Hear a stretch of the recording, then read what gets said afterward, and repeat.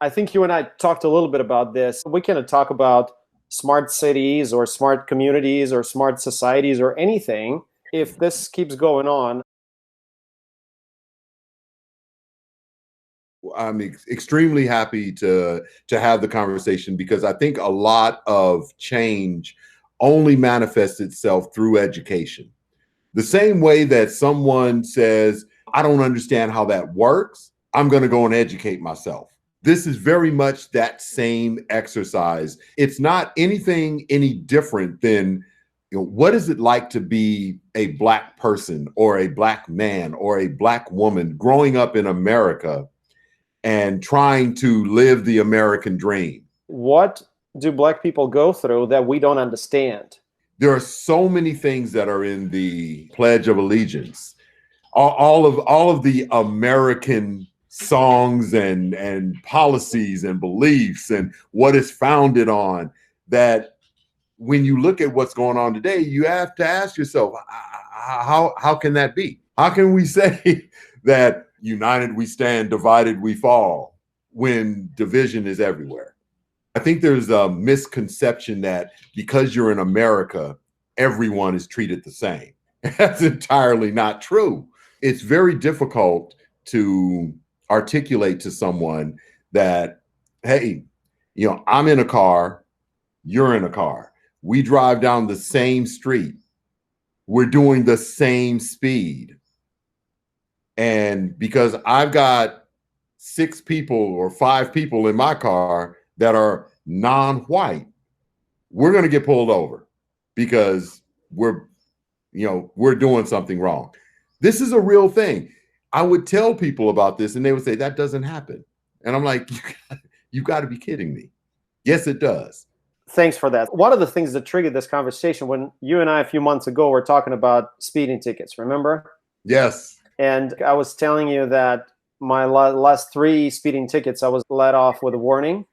Yep. And you said something that would never happen to you. And that was the first time it kind of clicked. Okay, that's what called a privilege. Yes. So it's not a privilege because of money, but it's a privilege based on being treated fairly, not being stopped when you're jogging in some neighborhood and stuff like that. A lot of people don't even realize that they have this privilege. I want to live in the world where it stops being a privilege. Right. Where it's not a privilege, it's just the way people are treated. That's why I wanted to ask you tell your story. I mean, tell about where were you growing up? How were you growing up? Maybe a little bit about your family and how little were you when you first started asking yourself a question whether you're part of the same American dream. It's interesting. It happens literally from day one. From an American perspective, growing up in the LA area, whether that be the Inland Empire, LA, you have got Riverside. I mean, you got all of these areas that are considered the LA area. You don't grow up in privilege. It's 100% public schools. Parents are blue collar workers doing the best that they can do to move you to the next level. Where did you grow up?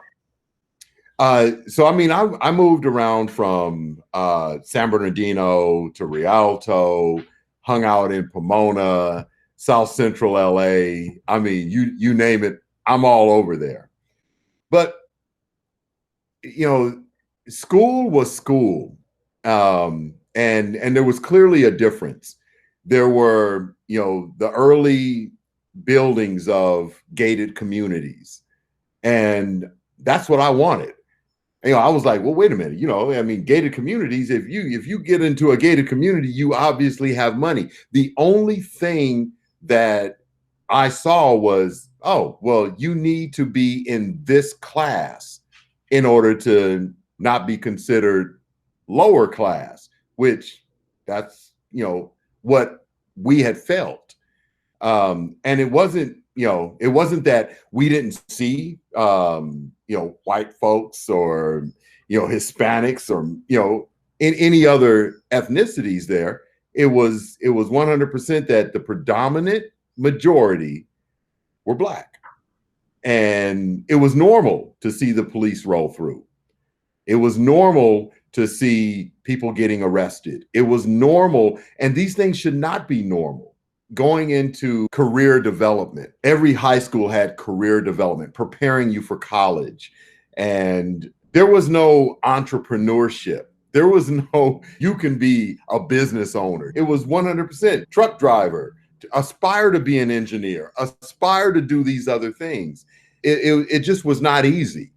You would see your white counterparts, parents had money, living in a gated community. It's not what you know, it's who you know. And our parents didn't know anyone that could, make those types of recommendations or give you those types of opportunities. Fast forward a bit. Let's just, go into career. You're in your career. I've been in the Navy, served my country, come out of the Navy in the Bay Area, and I'm driving a car. And literally I get pulled over. For what reason? And it's because police officers saw me, pulled me over and said, did you know that you were 5 miles over the speed limit? 6 miles over the speed. Anything that they could literally make up. Yeah, something that never been pulled over in my whole life. Yeah.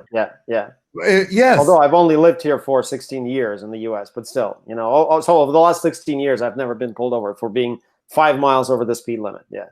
Well, this kind of drives it to the point of, why there's terms like, driving while black. It's a real thing. You can get pulled over at any given time for these reasons. And I get asked questions about whose car is this? It's a Mercedes-Benz 500S. It's got bulletproof windows because it came with it. Why do you have bulletproof windows? What are you protecting yourself from? Can I search your vehicle? I mean, there are just so many things that you go, is this normal? Does this happen to other people? But then you find out that it doesn't. So let me ask you this: Do you see this happening all over the country, or do you see this happening in some parts of the country more? There's no difference. Literally, I can promise you this is a worldwide thing. And again, it's just not recognized. You're seeing now, they're showing clips of the Rodney King incidents and the riots and things of that nature. And 20 plus years later, there's no difference. Why? And why is it taken so long for everyone to kind of look at the situation and say, we're all created equal? I mean, that is what America is supposed to be founded on, is that we're created equal. It's the great melting pot. But nobody told you that when when the melting pot kind of came along, you're put over here and then everybody else is over here.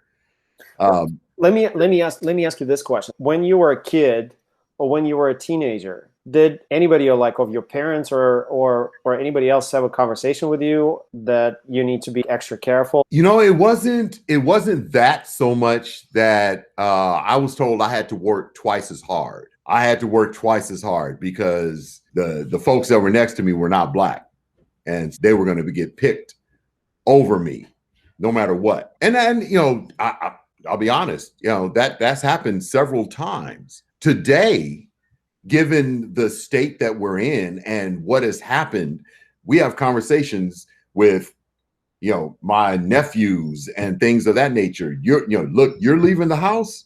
Absolutely. If you get pulled over, you put your hands on the wheel. I mean, we're giving instructions about how to deal with that so that you don't become a statistic. Now, I asked my white friends, do you tell your sons that? No. Yeah. However, you will tell them if they're leaving with their black friends, hey, you be careful. Tell me more about this saying about becoming a statistic. What happens? Whoever gets down to the bottom of these incidents that occur, it's only when America saw it for the world to see what happened that there's a response. This is not anything new. It's not. I mean, Kareem Abdul-Jabbar, Muhammad Ali. I mean, there's so many of our past, professionals, idols, people that are revered from the sports industry have been Jim Brown. I mean, you can just go down the line, have said, equality. I'm not asking for anything special. Just treat me the same way that you treat the next person that's coming through the door. Once it happened as of late, all of a sudden now everybody wakes up. And before we get to those things, can you maybe share some of the more recent experiences of either being pulled over or like some of those things, or maybe some like backhanded compliments, or any of those things that you would go like, oh, here it goes again. Basically, kind of like a day in life. Sure. I mean, so I think it's so given the fact that today I own my own business successfully. I sit on the board as an advisor for a number of startups, and have a number of patents in my name. So a lot of those things I had to fight for. Given what that is today, what it took was literally accepting the backhanded compliments, which still to this day doesn't sit well with me, but it is what it is. I worked for a very reputable oncology company, building machines to treat cancer. And I would go in, and I can just about say in almost every position that I've held with a company, I was one of maybe 2 to 3 Black people. These companies were not small. I mean, we're talking about companies that were at the smallest were 600, and some of them much larger. Talking to them, presenting to them, and doing things of that nature. We get things like, hey, I heard you grew up in the LA area. Yeah, I did. You don't sound like that. You sound like you're a white guy. Oh, okay. I get that. All right.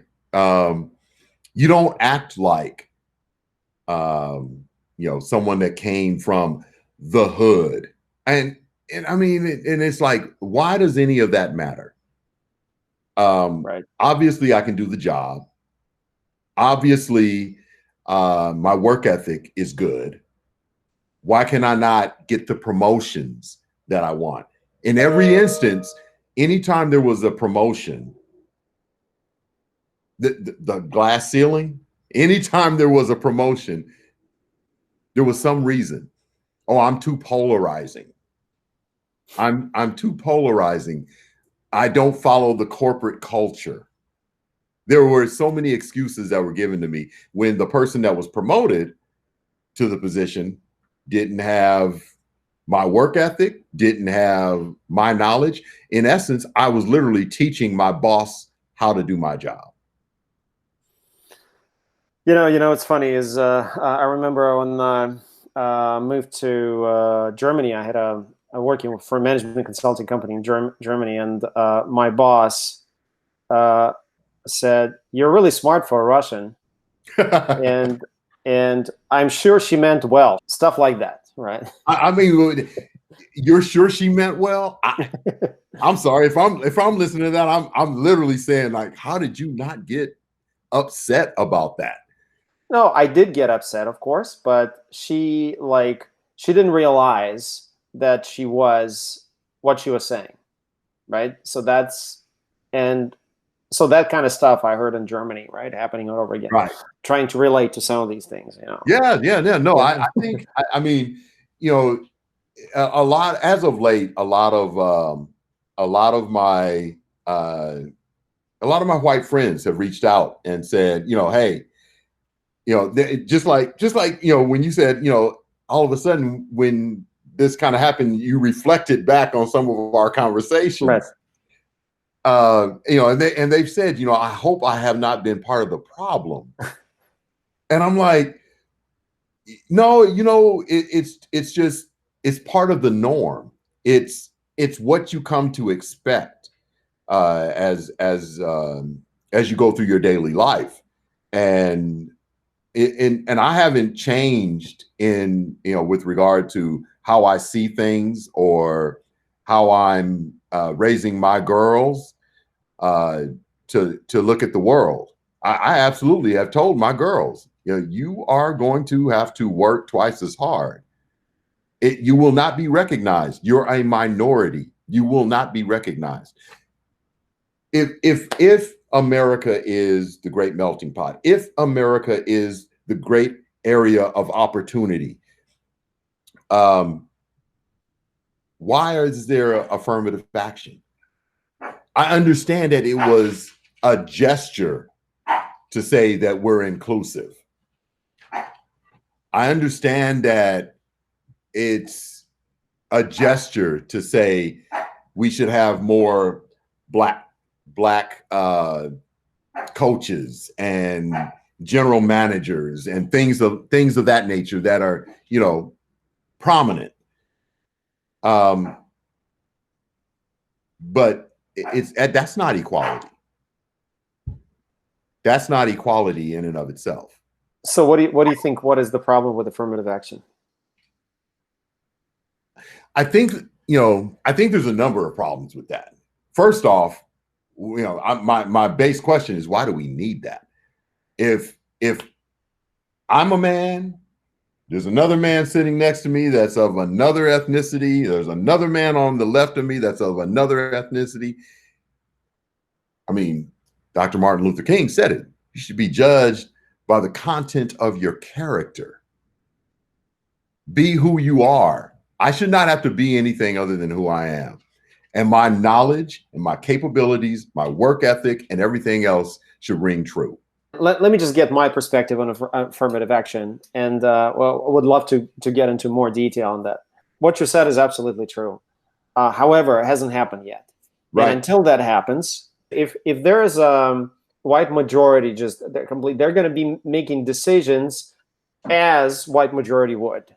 And when you're introducing more diversity through something like affirmative action, then hopefully after some time, they're not going to act like majority anymore because they won't be a majority. One way that I look at it, maybe why it might be a good thing. What do you think about that? Well, I mean, it's a Band-Aid, right? It's Yes. a Band-Aid. I mean, Yes. because when you look at when affirmative action came in and where we're at today, there are some that will say it's absolutely made a difference. There are others that would say, but not enough. Because if you want to follow, if you're mandated to follow something, you will find a loophole should you not want to. Right? So basically what I was trying to say is, okay, if let's say I'm a white person, and just imagine I prefer hiring people that kind of look and act like me, right? Yep. And I just keep hiring people who look and act like me, and that's the way I see the world, right? And I'm just gonna keep doing that until you're trying to say, wait a minute, you should give equal opportunities to these people too. And then okay, so that kind of forces me to bring, for example, more black people, and then with the hope that black people are going to hire more black people. But that's the part that hasn't been really happening, has it? And no, it hasn't. No, no, it hasn't. I mean, at the end of the day, I mean, ultimately, what you want is you want a balance, right? Yes. I want to hire the best candidate. Yes. That's what I want to hire. And if that best candidate happens to be a black man or a black woman, yes, hire that person. Absolutely. Because that's the like, I know that, and that's kind of what we've been doing at Scale or at other places. But obviously, majority doesn't think that way. Otherwise, we would be living in a different country. Absolutely.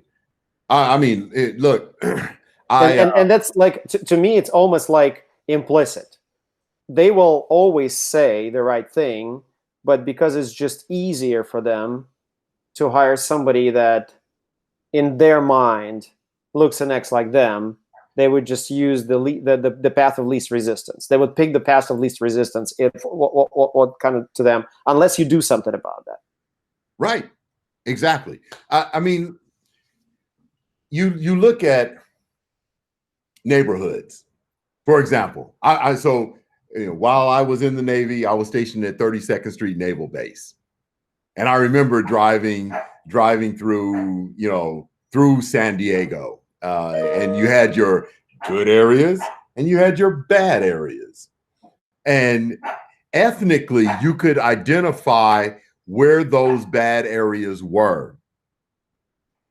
It was interesting to me to see that San Diego, LA, Southern California as a whole, literally was, and I'm going to throw in Northern California, ethnically diverse across the board. But where do they police the most? In those areas where there is a high crime rate. But that high crime rate gets policed, which then turns into more arrests and increased in policing.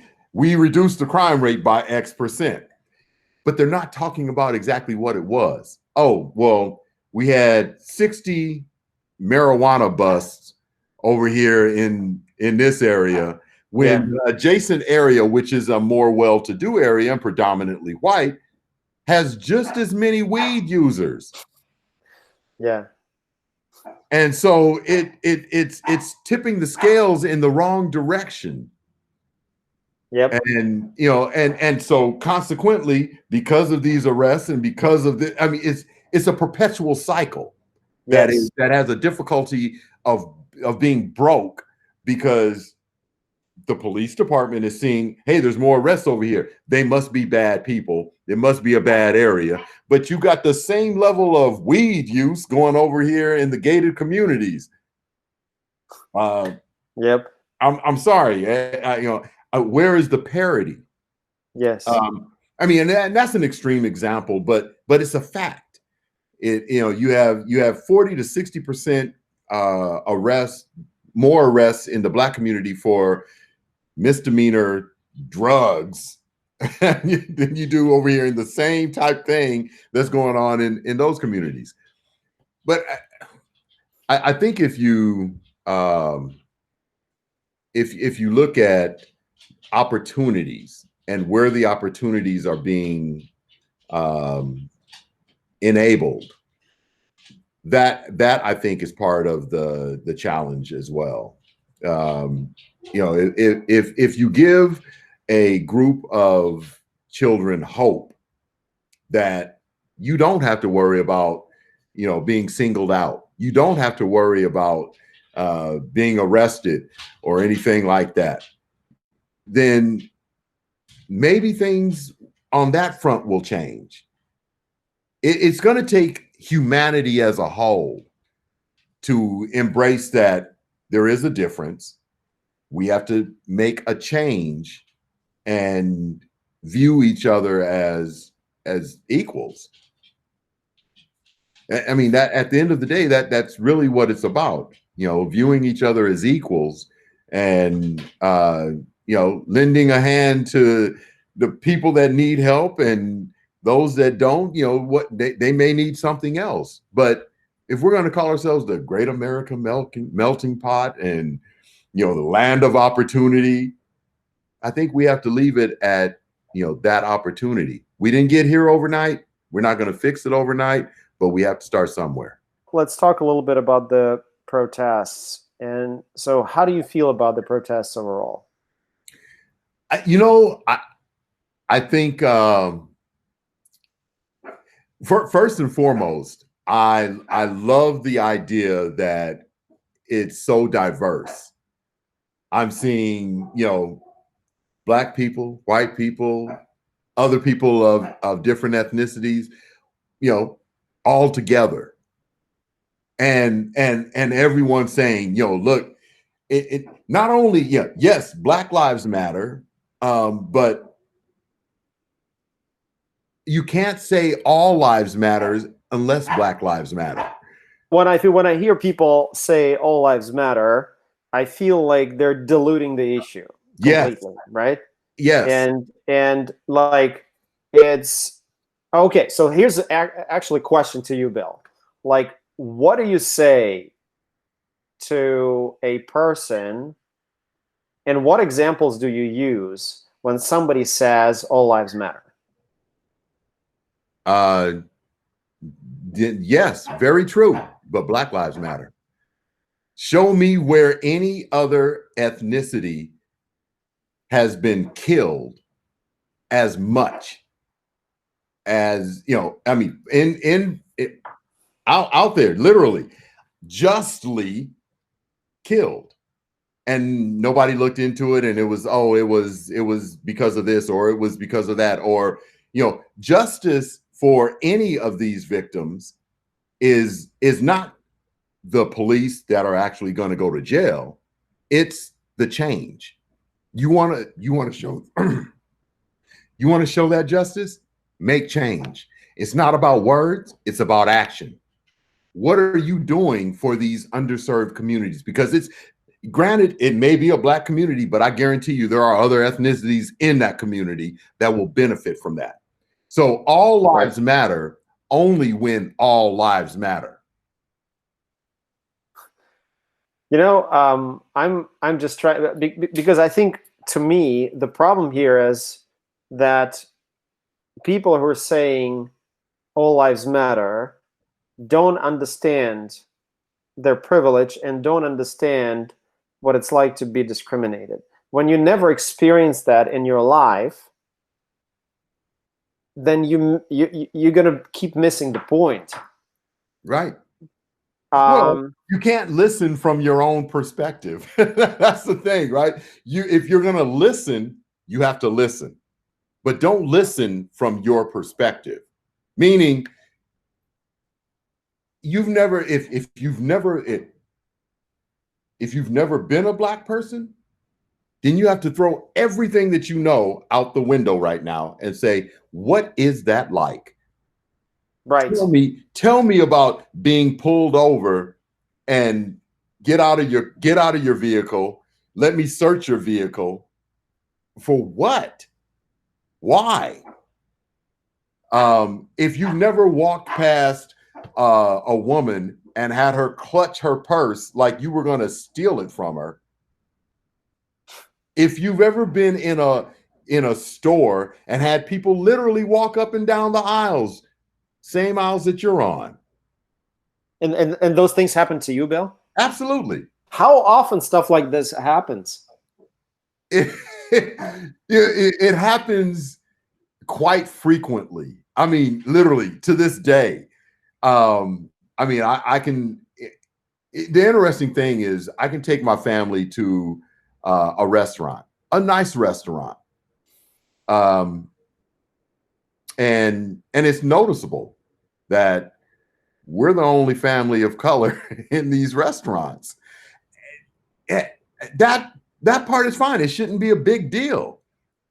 But you can literally sense it. You can see the looks. You can see the people watching. You can see the whispers. And I'm like, in this day and age, we're in 2020, and these types of things are happening. Gosh, that's crazy. Yeah. And I mean, you know, these things are real. And I think that predominantly Black people have been living with it so long, you know, that right now they're kind of, we're all kind of looking at it going, wow, all right, finally, let's have these conversations. Because for all of my friends that say, you know what, you know, we're friends, we've been friends for a long time, I don't see color. You have to. You have to see color.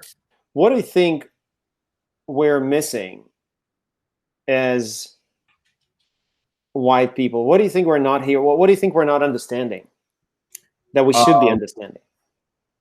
I think that there's a lack of belief that all of these things that the Black community have been saying are real.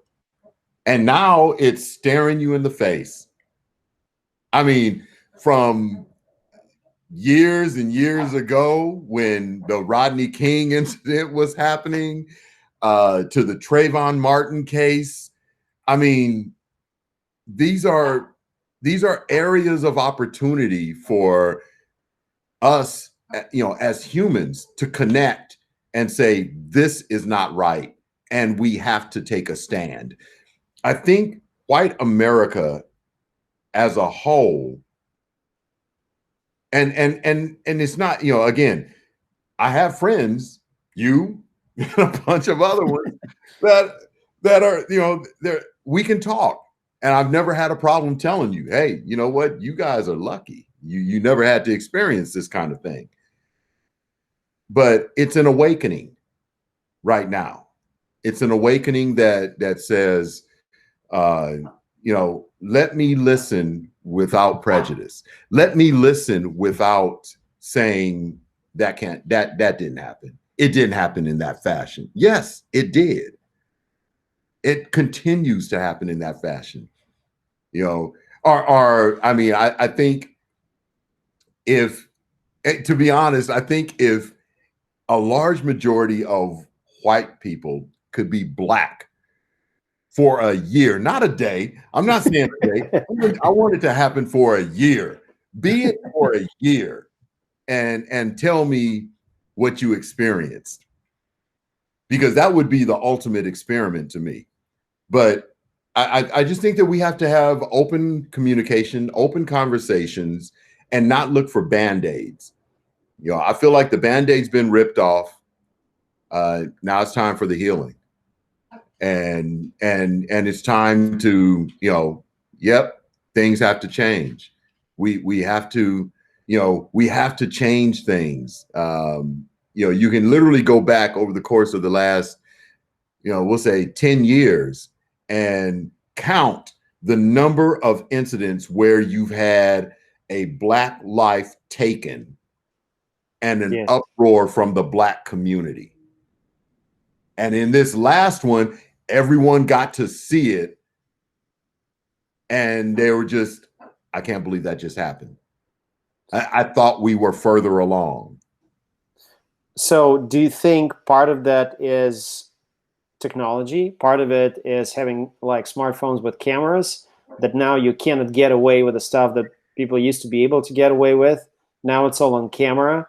Now it's all available on YouTube. Anybody can watch it and get outraged and like go out on the streets and protest and demand change.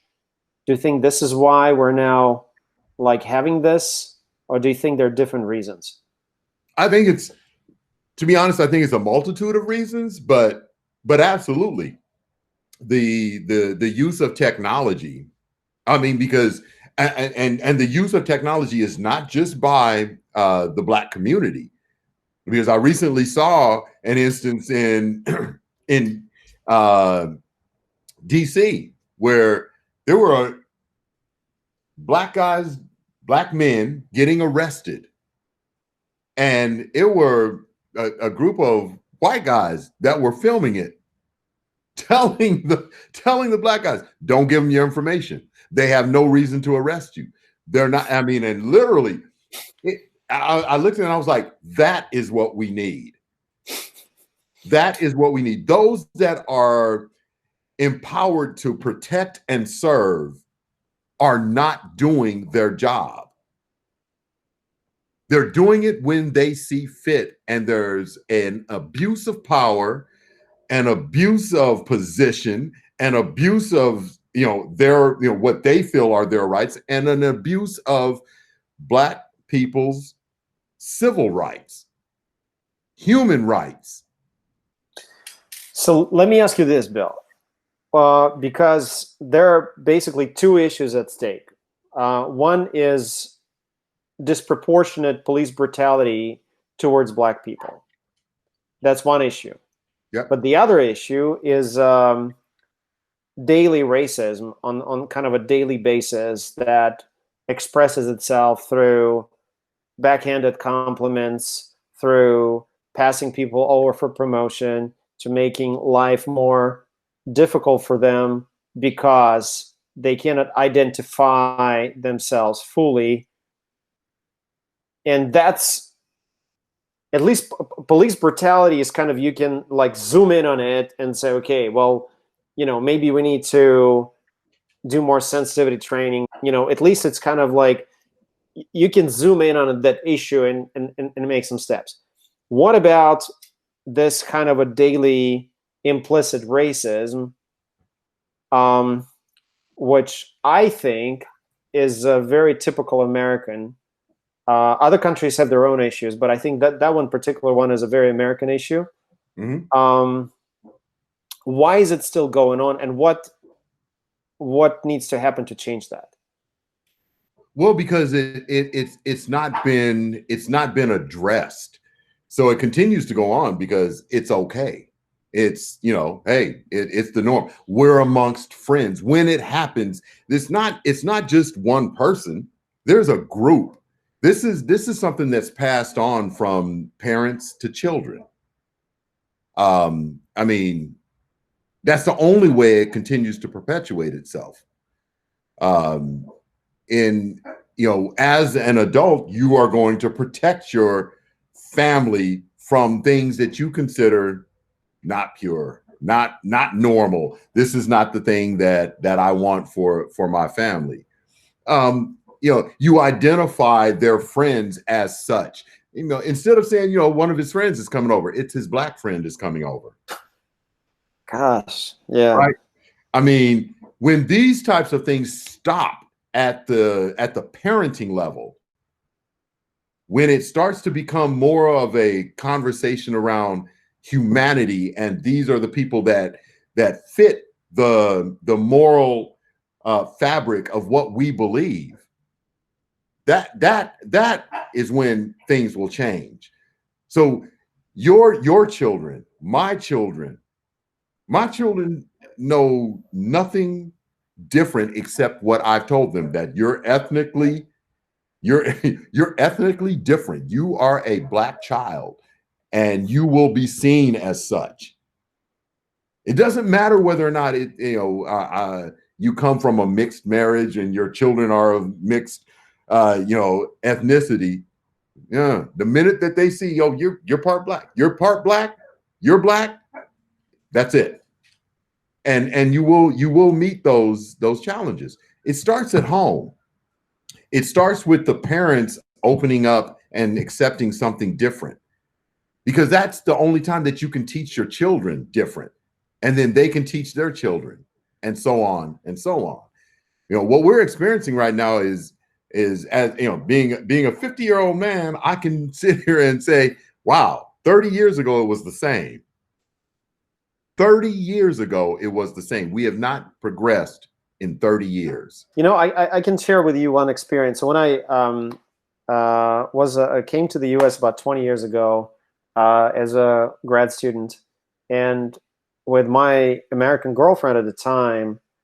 We're in Cleveland in a car in Cleveland, and driving through a neighborhood, and all of a sudden she goes like, lock the doors, lock the doors. We're going through a black neighborhood. And it was so shocking to me, because I spent early 90s in Russia, where there was crime all over the place. People were being shot on the streets and things were really crazy in Moscow, and I never had this reaction to any neighborhood that, I had, like, don't stop at the red light and like lock your doors and like go really, really fast. Like, why is there so much fear? Why do you think there's so much fear? And what like, do you think it's still there? Yeah, I think it's still there. I think that you will find bad neighborhoods in every country. I think you'll find bad neighborhoods all over the place.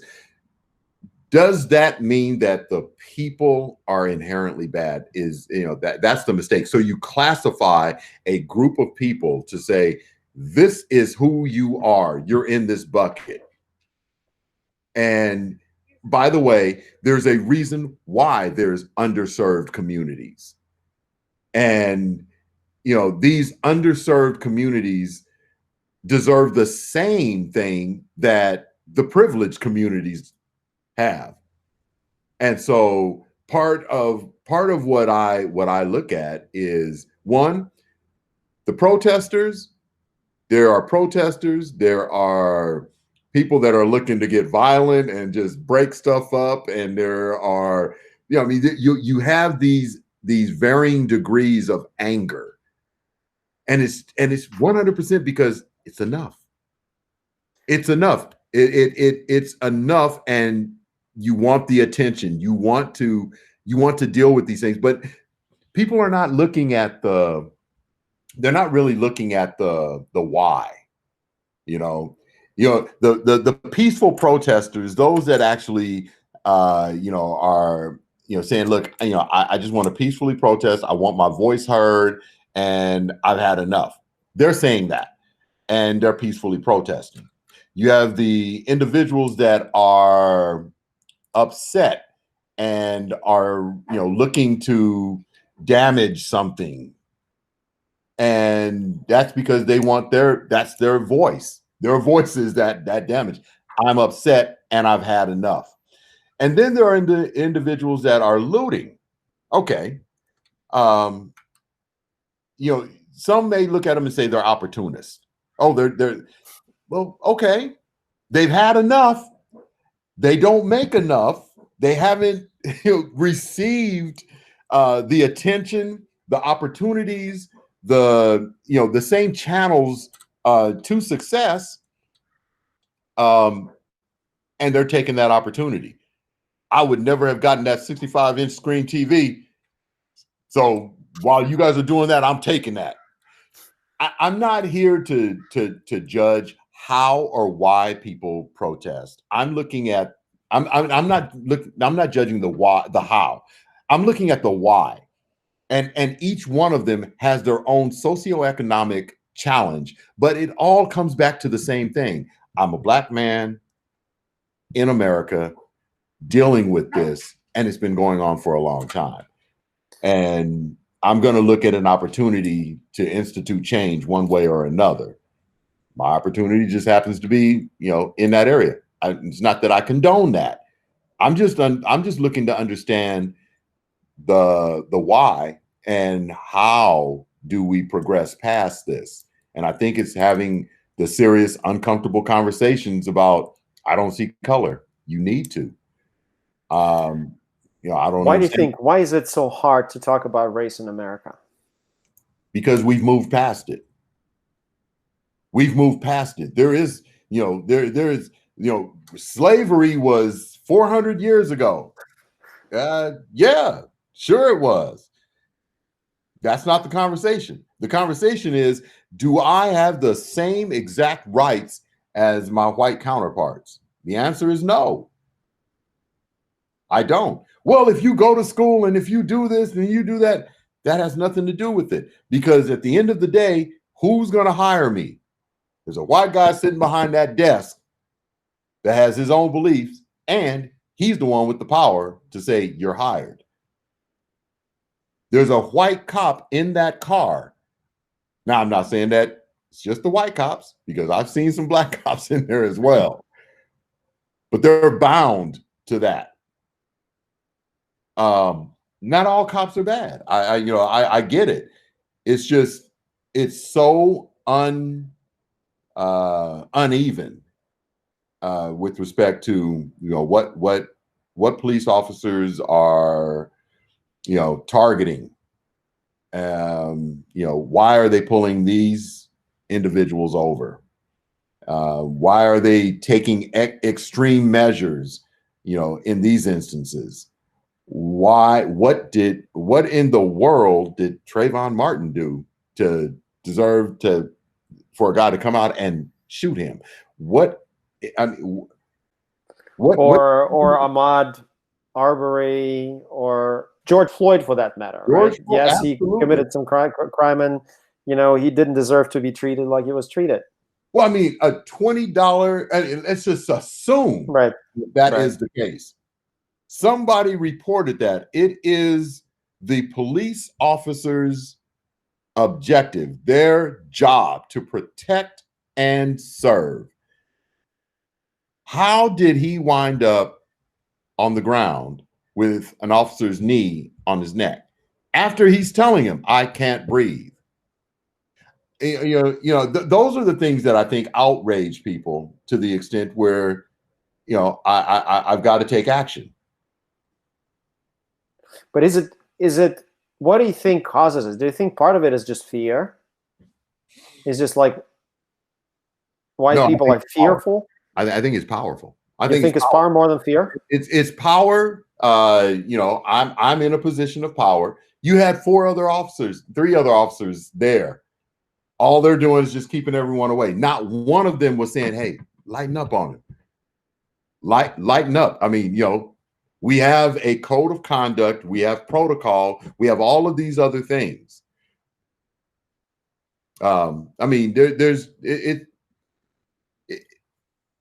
we have to start instituting change at the highest level, and then it extends itself into the family. I mean, men that are raising young boys to be men are accountable for teaching them the right ways, that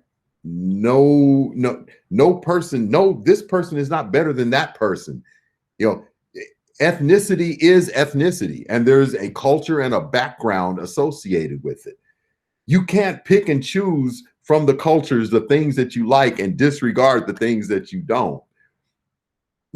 Seek to understand, history and background and culture and all of these other things. Encourage the kids to engage with other ethnicities and learn. I mean, again, you have a multicultural community.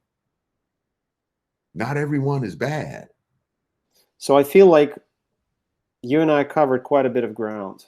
I mean, we talked about your personal experience, your stories. I think that was very important to understand and hear them from you.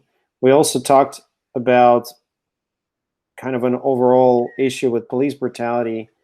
We talked a little bit about affirmative action. We talked about implicit racism.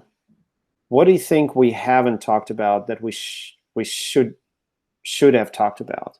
What do you think some of the things that I may be missing in my view and in the way I'm trying to understand the issue? I think the main thing is continue to educate. I think that's the most important. It's been going on for so long. There is absolutely no way that I can say, oh, wait a minute. Think about this. When your boys actually do get pulled over by the cops, ask them if they got slammed on the hood of the car. I mean, those types of things, I think continue to engage and educate, across the board, continue to understand.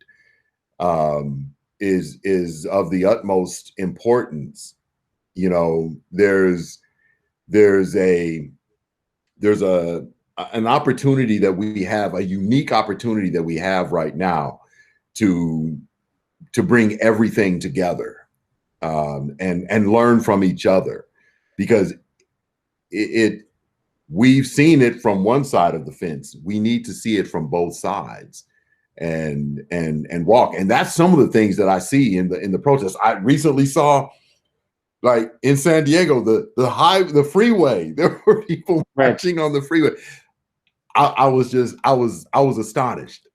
That was, on one hand, I was like, yes, I like that.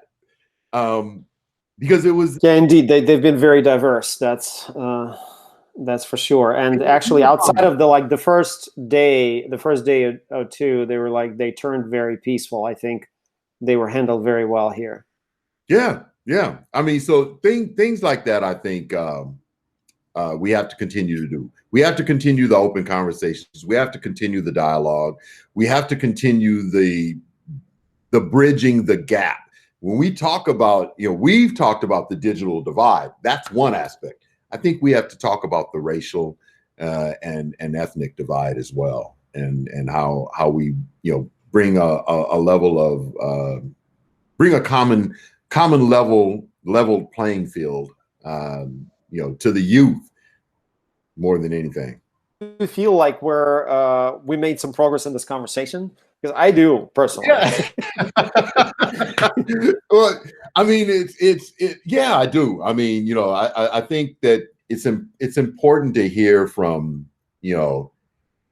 those of us that, that are in that, in that realm, dealing with it on a regular basis, because it truly is, as you look at it, it's almost like in some instances you become numb to what's happening. It's happening, what's going on, but you somewhat become numb to it, because you're like, how do I as an individual push through this, much less as a people, how do we push through this?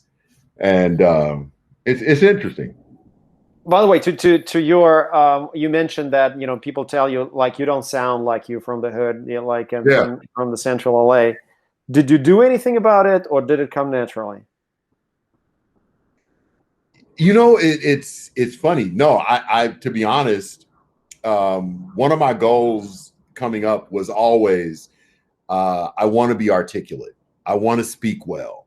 So the study of the written word, and I did it a lot through poetry, and it was a lot of readings from Langston Hughes, and I did a whole lot of reading on those types of things, and then I listened to people speak, and it was like, okay, so if I understand these words and I understand how to put them together, I can become extremely articulate, and I'll be listened to, and it just sounds different. It was not something that I was looking towards, but I had a couple of mentors that told me, if you truly have a command of the English language, and then they would tell me, you're loud anyway, so kind of keep it down. Then people will be forced to listen to you. And that was one of the things, because I would get into meetings and I'd yell and everything, and people would turn me off. Then they were like, you use your voice. Your voice is a tool, and the words are the vehicle for delivery. And so it was a plan to ensure that what I was saying was actually being heard. No, this is a great story, because when I came to Germany as an immigrant, I had a very thick Russian accent. Right. And it took me very quickly to realize that, just when I opened my mouth, I immediately I would immediately be discriminated, right? Yes. And to the extent of you work in a construction, right? And stuff like that. Yep. And I figured I needed to fix my German accent And I went to a professor of phonetics at the Humboldt University and talked her into giving me free lessons because I didn't have any money to pay for them at the time. And she did. And that was a huge breakthrough for me, for sure. So I can definitely relate to that. No, it's Yeah. good. It's good. I mean, I definitely think that the more we continue these types of conversations, the better. You know, it would be awesome to do like a virtual panel. Virtual panel on race? On, yeah. You know, so my initial thought was about doing a virtual panel, but then I decided to instead do the conversations. Sure. And just record these conversations and publish them one by one. And then when like I collect so many, then can like figure out what to do with them and like re-edit them together, and maybe something else would emerge from there.